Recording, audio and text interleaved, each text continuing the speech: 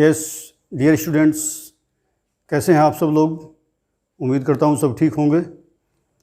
तो आज का टॉपिक शुरू करते हैं अपना व्हीटस्टोन ब्रिज।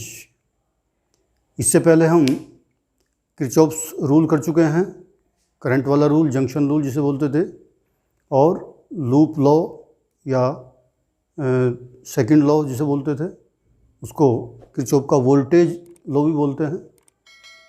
उसके बाद ये एक नया कॉन्सेप्ट आता है व्हीटस्टोन ब्रिज।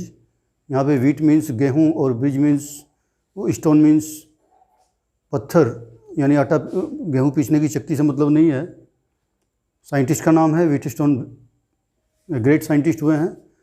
उन्होंने 4 रेजिस्टेंसेस का एक अरेंजमेंट बनाया जिनसे हम कॉम्प्लिकेटेड प्रॉब्लम्स को बड़ी इजीली सॉल्व कर सकते हैं।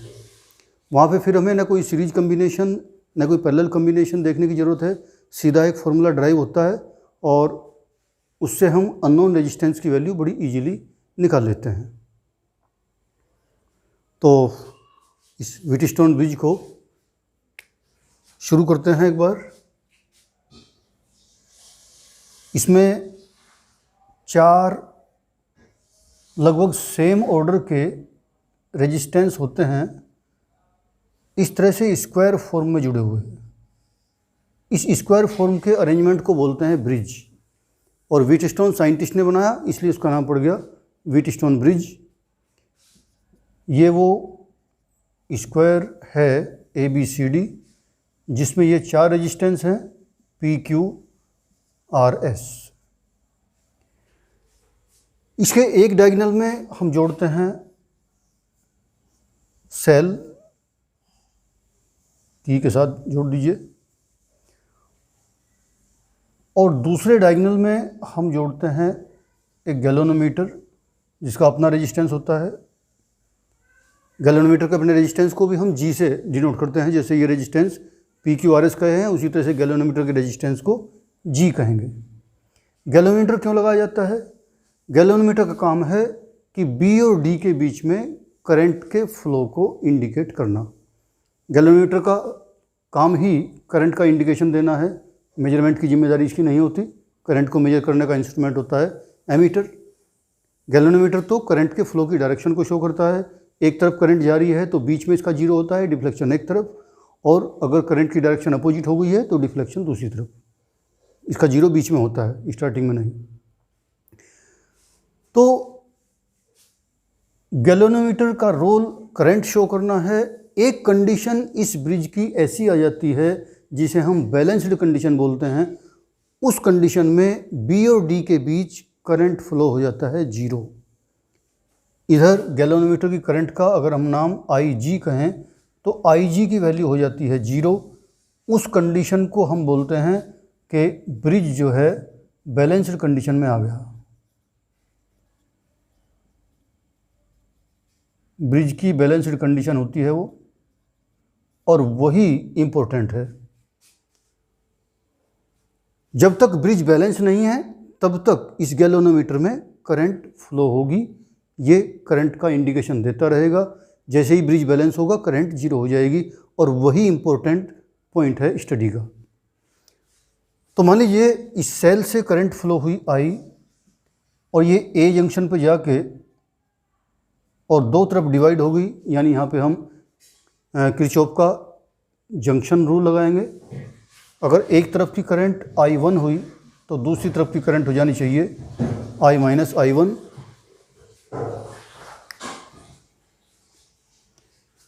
ये I1 करंट जब B जंक्शन पे गई तो फिर वहाँ पे डिवाइड हुई, कुछ पार्ट इसका Q में गया, कुछ पार्ट इसका गैल्वेनोमीटर में गया।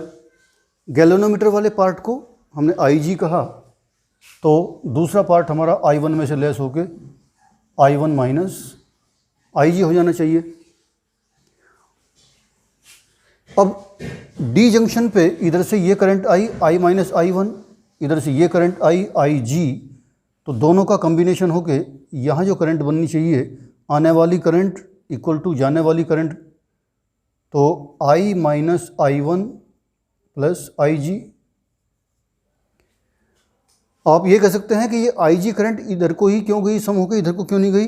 भाई इधर ये हाई वोल्ट का पॉइंट है, करंट हाई वोल्टेज से लो वोल्टेज की तरफ ही फ्लो होती है, इसलिए हर एक जंक्शन से करंट सी की तरफ ही फ्लो होने की कोशिश करेगी। तो इधर से I1 आई, इधर से IG आई, तो इधर ही जाना है इसको।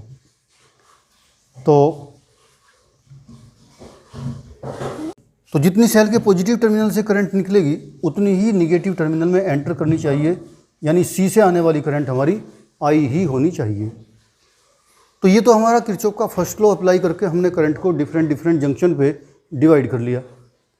अब जो बैलेंस कंडीशन में हमारी कंडीशन आने वाली है इस ब्रिज की, यानी इन चारों रेजिस्टेंस P, Q, RS में जो रिलेशन आने वाला है वो होता है हमारा P/Q R/S। जब बैलेंस कंडीशन ये I0 = 0 वाली कंडीशन होगी, गैल्वेनोमीटर में कोई करंट नहीं होगी, तो इन दोनों रेजिस्टेंसेज का रेशो इन दोनों रेजिस्टेंस के रेशो के बराबर आ जाएगा। तो ये होगा हमारा वो रिलेशन बैलेंस कंडीशन का।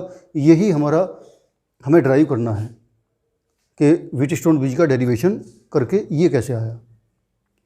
इसमें P और Q ये तो हमारे बोले जाते हैं रेशो रेजिस्टेंसेज, इनका तो हमें केवल रेशो चाहिए।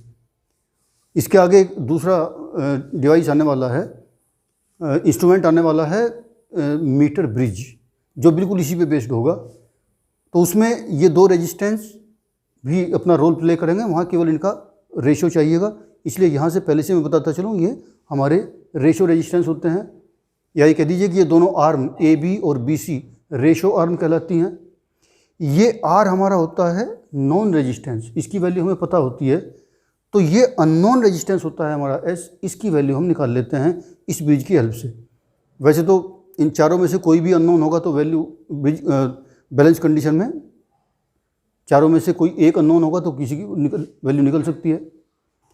लेकिन जब स्टडी करते हैं तो ये मान के चलते हैं कि ये दोनों रेशो हैं, रेशो रेजिस्टेंस हैं, ये नॉन रेजिस्टेंस और ये अननोन रेजिस्टेंस। तो अब ये फॉर्मूला ड्राइव करते हैं। अब इसमें हम मान लेते हैं, मान लीजिए दो लूप हमारे पास हैं, किरचॉफ का सेकंड लॉ लगाते हैं।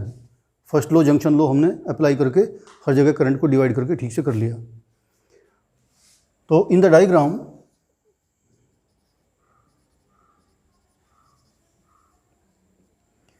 टेकिंग फर्स्ट लूप,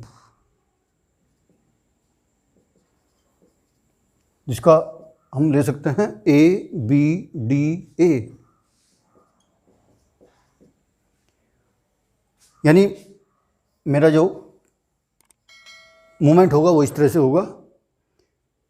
ये मैंने बता रखा है कि जब सेकंड लॉ लगाते हैं किरचॉफ का तो इक्वल टू के एक तरफ रेजिस्टेंस और करंट, कॉरस्पॉन्डिंग करंट की प्रोडक्ट का सम लेंगे हम, अलजेब्रिक सम, और दूसरी तरफ जो उस लूप में इलेक्ट्रोमोटिव फोर्सेस लगे हुए हैं उनका अलजेब्रिक सम लेते हैं। तो पहले A से B तक करंट और रेजिस्टेंस की प्रोडक्ट ली I1P, उसके बाद B से D तक करंट है हमारी IG, गैल्वेनोमीटर को जाने वाली करंट, और G हम इस गैल्वेनोमीटर का रेजिस्टेंस मान लेते हैं। तो ये प्रोडक्ट होगी IG × G। फिर हमारा मूवमेंट हुआ D से A की तरफ, मूवमेंट इधर को है, करंट उसके अपोजिट है, तो माइनस लेना पड़ेगा I - I1 × R। और इस लूप में कहीं भी कोई सेल हमें दिखाई नहीं दे रही है, इसलिए इलेक्ट्रोमोटिव फोर्स की जगह हम लिख देंगे 0। अगर हमारा ब्रिज बैलेंस्ड कंडीशन में है तो गैल्वेनोमीटर वाली करंट को हम IG = 0 रख लेंगे। तो इन बैलेंस्ड कंडीशन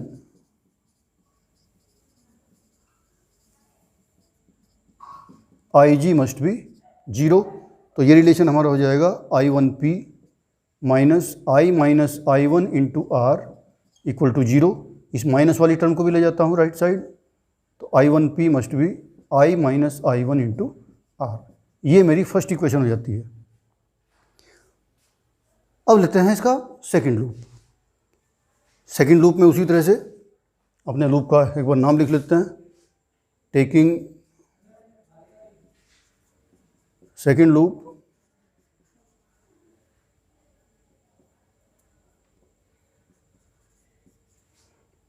यानी BCDB, इस तरह से BCDB। उसी तरह से लगाते हैं, पहली करंट है हमारी बी से डी की तरफ I1 माइनस IG और रेजिस्टेंस है हमारा Q, I1 minus IG into Q। सी से डी देखते हैं, करंट है हमारी ये, माइनस लगना चाहिए। मूवमेंट की, मेरा मूवमेंट इस तरह से है अब की बार, तो मूवमेंट इधर को है, करंट अपोजिट है तो माइनस आना चाहिए, minus I minus I1 plus IG into S। और तीसरा मूवमेंट मेरा ये है IG के अगेंस्ट, तो ये भी माइनस आना चाहिए, तो IG इंटू G। और इस लूप में भी कोई सेल दिखाई नहीं दे रही है, इसलिए इलेक्ट्रोमोटिव फोर्स वाला जो प्लेस होगा वो 0। फिर वही बैलेंस्ड कंडीशन है, तो IG को 0 मानते हुए, because IG equal to 0 in balanced condition,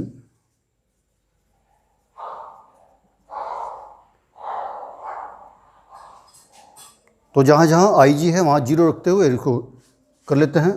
तो I1Q माइनस ये रह जाएगा यहाँ पे I minus I1 into S, और ये IG 0 रखते ही ये पोर्शन भी 0 हो जाएगा।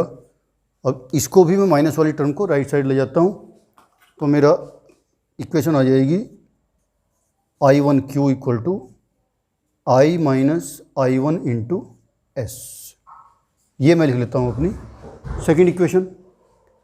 अब फर्स्ट और सेकेंड इक्वेशन को अगर हम ऊपर नीचे रख के इनका रेशो निकालें तो हमारा ये रिलेशन आ जाएगा। तो equation first upon equation second अगर मैं करता हूँ तो लेफ़्ट साइड हुई I1P अपॉन I1Q, और राइट साइड हुई हमारी I minus I1 into R upon I minus I1 into S। इधर I1 से I1 कैंसिल हुआ, इधर I माइनस I1 से I माइनस I1 कैंसिल हुआ, तो रिलेशन हमारा आ गया P upon Q equal to R upon S।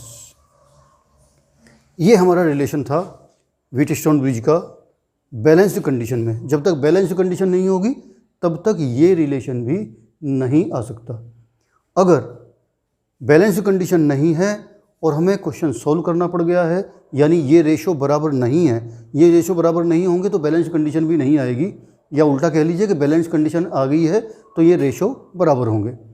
तो अगर ये रेशो बराबर नहीं है, इनकी वैल्यू कुछ ऐसी दी हुई है कि रेशो इक्वल नहीं आ रहे हैं, तो फिर हमें किरचॉफ रूल से ही इक्वेशन बनानी पड़ेंगी और फिर सॉल्यूशन करना पड़ेगा। बैलेंस कंडीशन में है तो फिर ईजी हो जाएगा।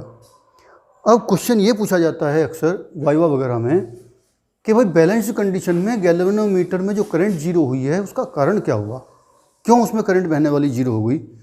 काफ़ी इंपॉर्टेंट क्वेश्चन है, ये बार बार पूछा जाता है। तो वही रीज़न ये रहेगा कि हम किसी कंडक्टर में या किसी रेजिस्टेंस में अगर सेल ही ना जोड़ें तो उसमें करंट क्या होगी, 0। सेल जोड़ते हैं तो रेजिस्टेंस के टर्मिनल्स के बीच हम कर देते हैं पोटेंशियल डिफरेंस डेवलप। जब पोटेंशियल डिफरेंस होता है तभी करंट बहती है। जब सेल ही नहीं जोड़ी तो दोनों तरफ का पोटेंशियल 0 हुआ और इनका डिफरेंस भी 0 होगा। सेम कंडीशन यहाँ पे है कि अगर गैल्वेनोमीटर में करंट नहीं बह रही है तो इसका मतलब दोनों इसके टर्मिनल बी और डी सेम पोटेंशियल पे आ गए हैं। अगर मैं इसी रेजिस्टेंस पे 2 सेल जोड़ देता हूँ इस तरह से, ऐसा नहीं है कि सेल नहीं जुड़ी तभी दोनों टर्मिनल सेम पोटेंशियल पे होंगे, सेल जोड़ने के बाद भी हो सकता है। 2 सेल जोड़ दी मान लीजिए, दोनों 2 वोल्ट की हैं। 2 वोल्ट से मेरा मतलब है कि पॉजिटिव टर्मिनल 2 वोल्ट पे होगा और नेगेटिव टर्मिनल को 0 पे मान लेते हैं। उसी तरह से ये पॉजिटिव टर्मिनल 2 वोल्ट पे और नेगेटिव 0 पे। तो अगर ये पॉजिटिव टर्मिनल यहाँ मान लीजिए ए पॉइंट पे जुड़ा है तो ए एंड इसका हो गया 2 वोल्ट पे, ये 2 वोल्ट बी पे जुड़ा हुआ है तो बी भी हो गया 2 वोल्ट पे। अब ये भी 2 वोल्ट, ये भी 2 वोल्ट, पोटेंशियल डिफरेंस कितना होगा, 0। और हमने ओम्स लॉ में पढ़ रखा है I equal to V upon R. V था पोटेंशियल डिफरेंस, वी को अगर डेल्टा वी कहूँ डिफरेंस दिखाने के लिए तो 2 और 2 का डिफरेंस हो गया 0 अपॉन आर, तो हो गई करंट 0। तो जब एक कंडीशन ऐसी आ जाती है कि गैल्वेनोमीटर के दोनों एंड सेम पोटेंशियल पे आ जाएं तो उनके बीच का पोटेंशियल डिफरेंस 0 होने के कारण करंट नहीं बहती है। जिस तरह से अगर पानी किसी ट्यूब में बह रहा हो तो तभी तक बहता है जब तक एक एंड ज़्यादा हाइट पे हो और एक कम हाइट पे हो। हाइट को आप पोटेंशियल मान सकते हैं। अगर दोनों सेम हाइट पे आ गए तो फिर पाइप में पानी बहना एक एंड से दूसरे एंड तक हो जाएगा बंद, क्योंकि दोनों सेम हाइट पे आ गए हैं। यानी उसी तरह से कंडक्टर में करंट तभी तक बहती है जब तक पोटेंशियल डिफरेंस है। अगर दोनों एंड सेम पोटेंशियल पे आ गए तो फिर करंट भी नहीं बहेगी। चलिए, क्लियर हो गया होगा। आगे चलते हैं, इस पे बेस्ड कुछ न्यूमेरिकल्स ले लेते हैं।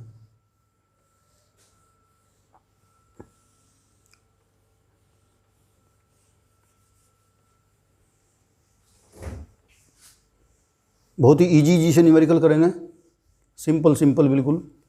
ब्रिज भी क्लियर हो जाएगा। उसके बाद पूरे चैप्टर के न्यूमेरिकल अलग से करने की कोशिश करेंगे, एक वीडियो उस पर अलग से बनाएंगे। उसमें करंट एंड इलेक्ट्रिसिटी के भी होंगे, सीरीज पैरेलल कॉम्बिनेशन के भी होंगे, किरचॉफ्स रूल के भी होंगे और ये व्हीटस्टोन ब्रिज के भी होंगे। वो एक बार सबका कॉम्बिनेशन, सबके कंबाइंड न्यूमेरिकल्स करेंगे। तो अब फिलहाल इस पे बेस्ड एक न्यूमेरिकल ले लेते हैं। मान लीजिए 3 रेजिस्टेंस हैं।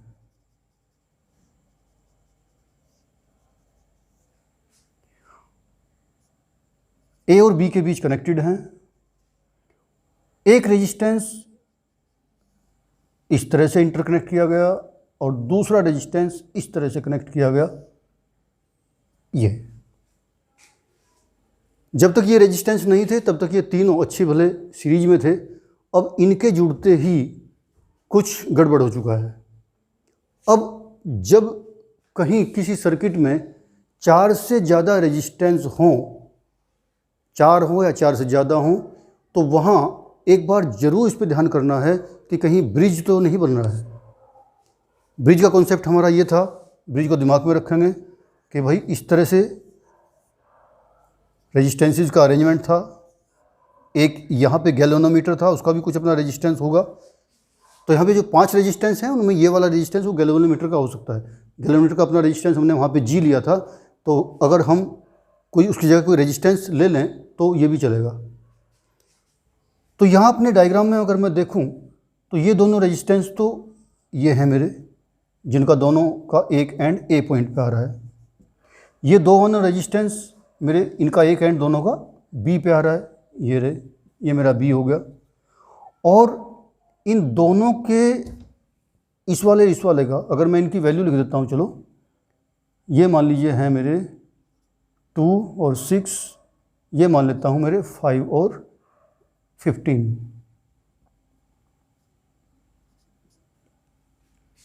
ठीक है, 5 और 15, हाँ ठीक है। तो ये 5 और 2 इन दोनों के सेकंड एंड, 2 वाले का सेकंड एंड 6 से जुड़ा हुआ है। ये रहा 2 वाले का सेकंड एंड, ये रहा 6 वाला मेरा, ये जुड़ा हुआ है यहाँ से। यानी ये है पॉइंट हमारा। चलो मैं इनको ऐसे ही छोड़ देता हूँ, कुछ और लिख देता हूँ, XY लिख देता हूँ कुछ भी। और ये 5 वाले का एंड सीधा 15 से जुड़ा है। ये मेरा 5 ओम है, ये 15 ओम है और ये जुड़ा हुआ। और जहाँ ये दोनों जुड़े हैं उन दोनों को कंबाइन करता हुआ है ये बीच वाला, मान लीजिए ये है मेरा 8 ओम। तो इस तरह के डायग्राम को मैं अपने ब्रिज में इस तरह से कन्वर्ट करके सोल्व कर सकता हूँ। यहाँ पे क्या कहा गया है कि इसका इक्विवेलेंट सर्किट इक्विवेलेंट रेजिस्टेंस निकालिए। तो इक्विवेलेंट रेजिस्टेंस निकाल लेते हैं।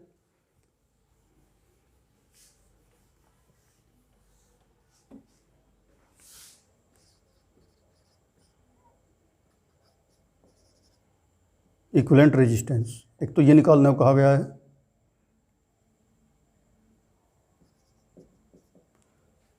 एक यहाँ पे कोई सेल जोड़ी गई है।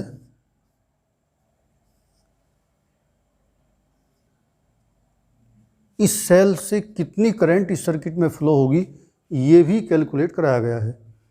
तो मान लेते हैं ये सेल 15 वोल्ट की है, तो इससे कितनी करंट फ्लो होगी वो निकाल लेते हैं। यानी सेकंड पार्ट पूछा है करंट आई। तो ये डायग्राम मैंने समझा दिया है, एक बार इसका इक्विवेलेंट सर्किट बना लेते हैं।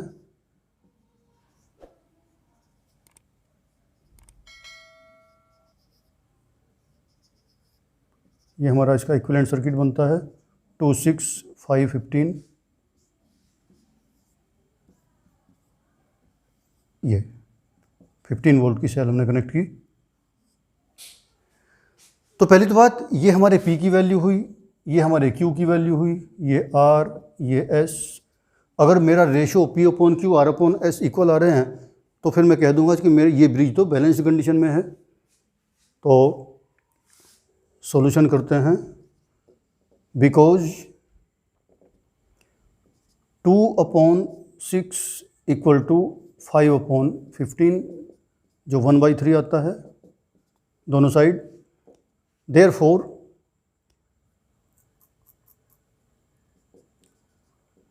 this is a balanced Wheatstone bridge। ये कंडीशन ही हमारी बैलेंस्ड कंडीशन होती है। और अगर बैलेंस कंडीशन है तो 8 ओम वाले रेजिस्टेंस का तो फिर यूज है ही नहीं कुछ, इसमें तो करंट बहेगी नहीं, जानते हैं हम, बैलेंस कंडीशन में हमने पढ़ लिया है। तो देयरफॉर नो करंट इन 8 ओम। और अगर 8 ओम में करंट नहीं है तो फिर इसको सर्किट से हटा देने में फ़ायदा है। और इसको हटा देते हैं तो फिर ये दोनों सीरीज में हो गए, ये दोनों सीरीज में हो गए, और इनका सीरीज का जो वैल्यू आएगी वो आपस में पैरेलल में हुई। तो therefore 2 ohm and 6 ohm are in series। Therefore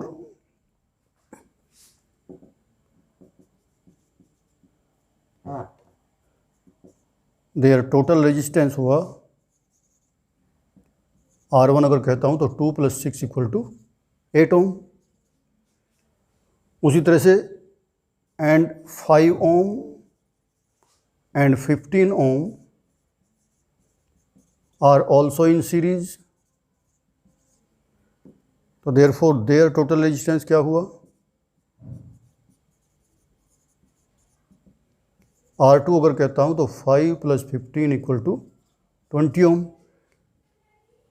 ये मेरा डायग्राम बनता है। तो अब इनका इक्विवेलेंट अगर डायग्राम में बनाना चाहूँ तो ऊपर 2 ohm और ये 6 ohm, नीचे 5 ohm और ये 50 ohm, और ये A और B के बीच में 15 वोल्ट की बैटरी से इस तरह से जोड़ते हुए हमने दिखा दिए। अब ये 2 और 6 का इक्विवेलेंट हमारा आ गया था 8। तो ये दोनों को मैं मिला के लिख सकता हूँ 8 ohm, और नीचे 5 और 15 का टोटल आ चुका है मेरा 20 ohm। अब ये 8 और 20 हमारे हुए पैरेलल में, इनका इक्विवेलेंट निकाल लेते हैं। Because now 8 and 20 ohm are in parallel। तो therefore नेट यानी इक्विवेलेंट रेजिस्टेंस R = जब दो रेजिस्टेंस हो तो सीधा शॉर्ट में फॉर्मूला यूज करते हैं, दोनों की मल्टीप्लाई अपॉन दोनों का सम। तो कितना हो गया 160/28। 4 से कट जाएगा 40/7। तो ये तो हमारा आ गया इक्विवेलेंट रेजिस्टेंस सर्किट का, जो भी डेसिमल में आ जाएगा आप कर लेंगे। अब टोटल वोल्टेज सर्किट में दिया 15 ohm। अगर इस 15 ohm को डिवाइड कर देता हूँ टोटल रेजिस्टेंस से तो करंट भी आ जाएगी। तो सेकंड पार्ट कर लेते हैं, यहाँ कर दूँ। ये तो मेरा कंप्लीट हुआ फर्स्ट पार्ट। सेकंड पार्ट यहाँ कर रहा हूँ।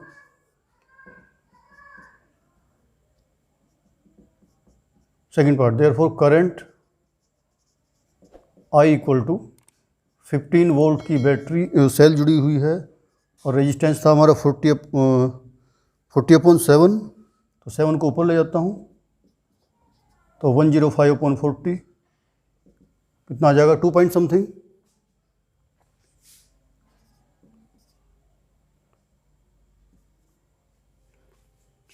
2.615 आ जाना चाहिए।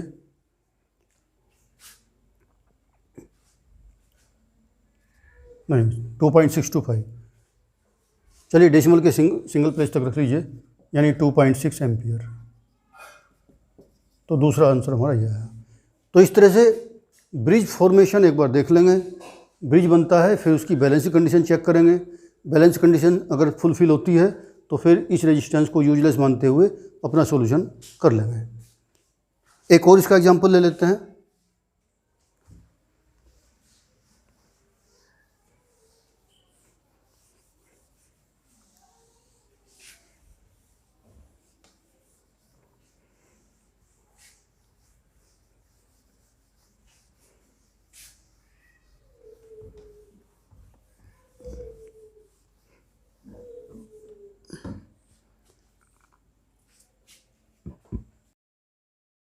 इस तरह का क्वेश्चन है कि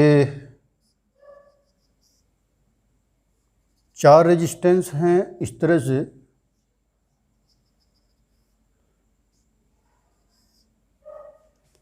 और 4 ही रेजिस्टेंस हैं इसके अंदर इस तरह से।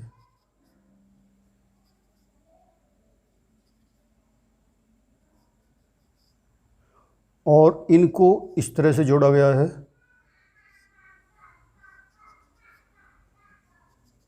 ये इस तरह का अरेंजमेंट है। ये पॉइंट हमारा ए, ये पॉइंट बी। ए और बी के बीच में इक्विवेलेंट रेजिस्टेंस पूछा गया है, या अगर मैं ऐसे लिख देता हूँ ए बी सी डी, तो ए और सी के बीच में पूछा गया है इक्विवेलेंट रेजिस्टेंस। और इन सभी रेजिस्टेंस की वैल्यू है 1 ohm. Each and every resistance is 1 ओम।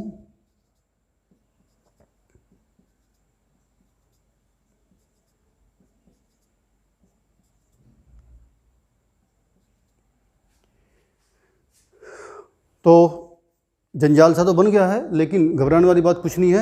एक बार ब्रिज फॉर्मेशन का जरूर हम कॉन्सेप्ट देखेंगे कि भाई ए और सी के बीच में अगर मैं सेल इमेजिन करता हूँ तो ये बी और डी सेम पोटेंशियल वाली कंडीशन पे हैं क्या। वो कंडीशन क्या थी कि इन दोनों का रेशो इन दोनों के रेशो के बराबर है क्या।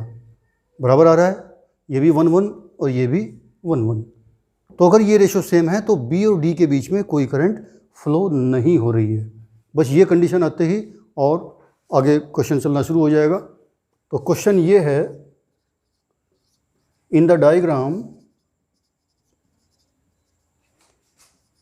Find equivalent resistance between A and C. तो सॉल्यूशन यहाँ से स्टार्ट कर देते हैं, simple. Because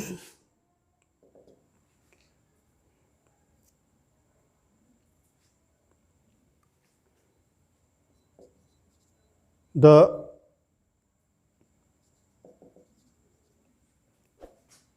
given arrangement A, B, C, D for resistances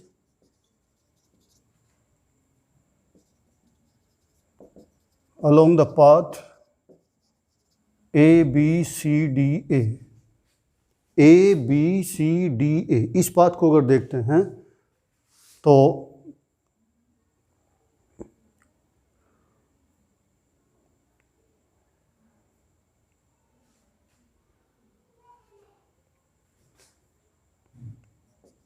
the balance condition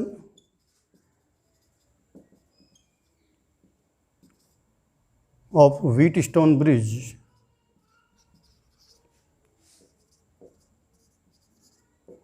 is fulfilled, therefore यानी that is 1/1 equal to 1/1, ये वाला रेशियो इक्वल टू ये वाला ratio, therefore no current in diagonal BD, B से D में कोई current नहीं बहेगी। जब नहीं बहेगी तो इनको हम सर्किट से अब हटा सकते हैं। अब इतना करते ही सर्किट इतना आसान हो गया कि ये दोनों रेजिस्टेंस सीरीज में हो गए, नीचे वाले दोनों सीरीज में हो गए, और यहाँ पे ये 1 और 1 ये सीरीज में हो गए, ये 1 और 1 ये सीरीज में हो गए, और इनका कॉम्बिनेशन जो आएगा वो इन दोनों 1 के साथ सीरीज में हो गया। यानी अब इस डायग्राम को थोड़ा सा हम ठीक ठीक करके बना सकते हैं। तो इसका इक्विवेलेंट सर्किट अगर मैं दोबारा बनाऊं तो ये हो सकता है कि ए पॉइंट ये हो गया, उसमें ये 1 1 रेजिस्टेंस, 2 ये बन सकते हैं मेरे इस तरह से, ये वाले 1 ओम का ये हो गया, ये दोनों सीरीज में है तो इनको ऊपर बना देता हूँ इस तरह से, और ये सिंगल रेजिस्टेंस ये आ गया,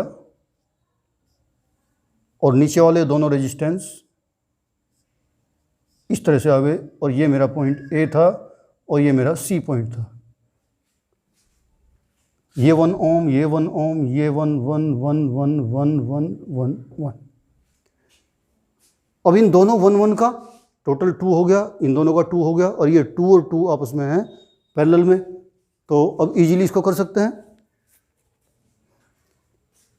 इसको मैं ई और एफ नाम दे देता हूं और इसको सोल्व कर लेते हैं। बिकॉज ये है मेरे ई और F, because between E and F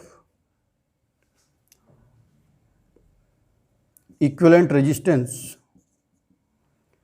अगर R1 निकालता हूं तो पैरेलल में है, 2 ऊपर हैं 2 नीचे हैं, तो 2 × 2 ऊपर हो जाएगा और 2 + 2 नीचे, प्रोडक्ट अपॉन दोनों का सम होता है। 2 रेजिस्टेंस में ऐसा यूज करते हैं, 2 से ज़्यादा होंगे तो फिर 1 अपॉन वाला फॉर्मूला लगा के ही ठीक रहेगा। तो 1 आ जाएगा, 4 ऊपर आ जाएगा, 4 नीचे।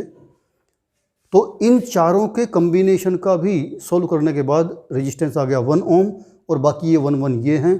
तो इस लाइन में टोटल रेजिस्टेंस हो गया ए से सी तक 3 ओम। 1 ये, इन चारों का आ गया 1 और 1 ये, यानी इक्विवेलेंट सर्किट अगर मेरा बनता है अब, तो इन 1 और 1 का भी 2 आ जाएगा, इन 1 और इनका चारों का आ गया 1, और आगे था ये 1, और नीचे भी इनका भी 2 ओम आ जाएगा क्योंकि ये भी दोनों सीरीज में हैं। तो between E and F equivalent resistance मैंने निकाल लिया 1 ओम। तो therefore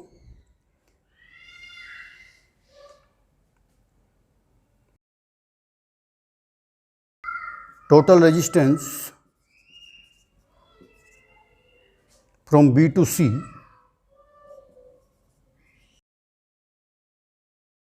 +1 + 1 = 3 ohm. Therefore, from the diagram, equivalent resistance of the circuit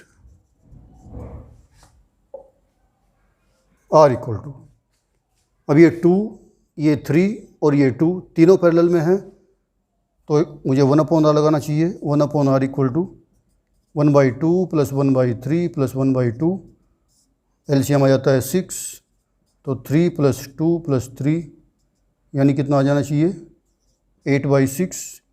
तो R की वैल्यू आ जाती है हमारी 6/8 यानी 3/4 ओम।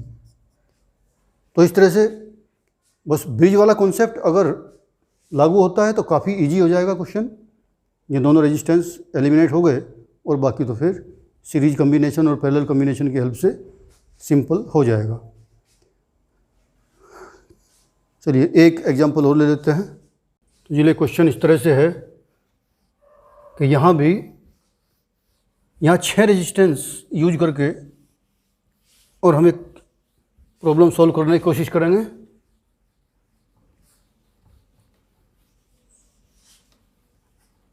कुछ इस तरह से जुड़े हुए हैं।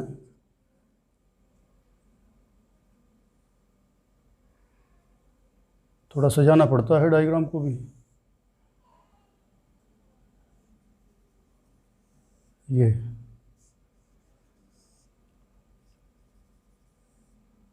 ड्राइंग पे ध्यान मत दीजिए, हाँ ड्राइंग इतनी अच्छी नहीं है।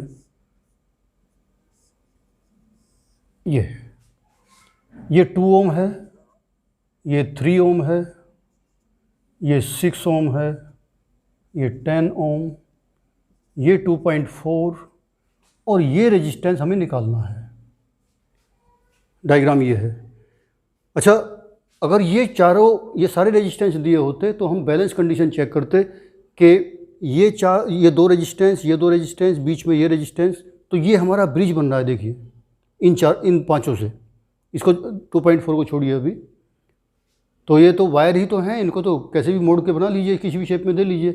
तो ज़रूरी नहीं है कि आपको हर बार उसी शेप में ब्रिज मिलेगा, तो डायग्राम से आपको थोड़ा उसको पहचानना पड़ेगा। तो यहाँ पे इसने अजीब शेप में थोड़ा सा डायग्राम दिया है, तो उसको करने की कोशिश करेंगे। अच्छा, मैं कह रहा था कि अगर ये रेजिस्टेंस सारे दिए होते तो हम बैलेंस कंडीशन चेक करते, लेकिन अब ये रेजिस्टेंस हमें दिया नहीं है, तो फिर इसने खुद कह दिया है कि 10 ओम रेजिस्टेंस में कोई करंट नहीं है, या ये कह सकता है कि ये ब्रिज बैलेंस कंडीशन में है। लेकिन क्योंकि ब्रिज के अलावा भी कुछ दिया हुआ है, तो फिर ऐसा ना हो कि कन्फ्यूजन में ये हो जाए कि भाई इस पूरे सर्किट में करंट नहीं है, तो उसने स्पेशल कह दिया कि 10 ओम में कोई करंट नहीं है। तो इतना कहते ही, इतना हिंट देते ही हमारी समझ में आ गया कि भाई इस लाइन में अगर करंट नहीं है तो ये चारों जो हैं व्हीटस्टोन ब्रिज की बैलेंस कंडीशन को फुलफिल करेंगे। तो क्वेश्चन में दिया है कि गिवन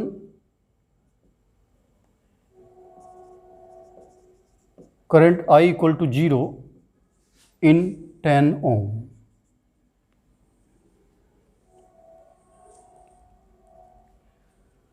अब पूछा है इसने कि इक्विवेलेंट रेजिस्टेंस निकालिए सर्किट का। अच्छा, ये 6 वोल्ट की बैटरी है, इसमें करंट भी पूछ लिया है कि इससे कितनी करंट ड्रॉ की गई है, तो फिर मैं इस करंट का नाम कुछ और दे देता हूँ, I डैश। 10 ओम की करंट 0 है, या तो इसको सिंबल ना भी दो, इतना काफ़ी है कि current in 10 ohm equal to 0। ऐसे ही कर देता हूँ, कन्फ्यूजन नहीं दूर हो जाएगा। Given current in 10 ohm is 0। अब करते हैं डायग्राम से। तो अगर ये करंट 0 है तो इसका मतलब ये 10 ओम सर्किट में ना हो के हमारी बैलेंस कंडीशन P/Q R/S वाली कंडीशन फुलफिल हो रही है। तो देयरफॉर, और क्वेश्चन का एक पार्ट जो पूछा गया है, फाइंड आउट रेजिस्टेंस R कितना है, और सेकंड है कि करंट, सेल से ली गई करंट I कितनी है। सॉरी, 0 लगा दिया पहले ही। I इक्वल टू 0 कितनी, current I equal to 0, I equal to कितनी है। तो सॉल्यूशन करते हैं शुरू। Because current in 10 ohm is 0, therefore the bridge is balanced. Short में ब्रिज कह सकते हैं, पूरा व्हीटस्टोन ब्रिज ना भी लिखो तो ब्रिज इज बैलेंस्ड। और उस बैलेंस कंडीशन में हम जानते हैं कि 2/R must be equal to 3/6। जहाँ जहाँ बैटरी जुड़ी हुई है जिस डायगोनल में, उसके दूसरे डायगोनल के इधर उधर जो रेजिस्टेंस है उनका रेशो इक्वल आया, तो इनको काट के और सोल्व कर लिया, तो उस रेजिस्टेंस की वैल्यू आई हमारी 4 ओम। पहला आंसर आ चुका है। अब क्योंकि 10 ओम में कोई करंट नहीं है, इसलिए दूसरा इक्विवेलेंट सर्किट बना लेते हैं।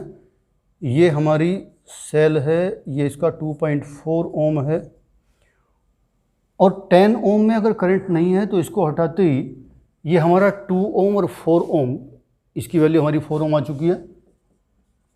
ये दोनों सीरीज में हो गए, ये 3 ओम और ये 6 ओम ये सीरीज में हो गए। तो मैं डायरेक्ट इस डायग्राम को ऐसे बना सकता हूँ क्या, 2 ओम और 4 ओम तो ये हो गए, और ये 3 ओम और ये 6 ओम इस तरह से हो गए। इन दोनों के ये एंड ये जुड़े हुए हैं, देखो सीधे बैटरी पे, और ये सेकंड एंड ये इधर 2.4 वाले से। ठीक है, अब इसका भी इक्विवेलेंट सर्किट बनाएं तो इन 2 और 4 का सीरीज कम्बिनेशन क्या हो जाएगा? 6 ओम। पहले डायग्राम बना लेता हूँ, सॉल्यूशन लिखने का बाद में कर लेते हैं। और ये 3 और 6 ये हो जाएंगे हमारे 9 ओम, ये हो गया। और इनके साथ ये बैटरी जुड़ी हुई है और ये 2.4। क्या लग रहा है इसमें? क्या तीनों पैरेलल में है क्या? नहीं, ऊपर वाले दोनों पैरेलल में हैं और उनका जो इक्विवेलेंट आएगा वो इस 2.4 के साथ सीरीज में है। तो चलिए पहले इतना कर लेते हैं। ये सेकंड पार्ट करता हूँ। Because no current in 10 ohm, therefore 2 ohm and 4 ohm are in series, that is 2 plus 4 equal to, उनका टोटल हो जाएगा 6 ohm,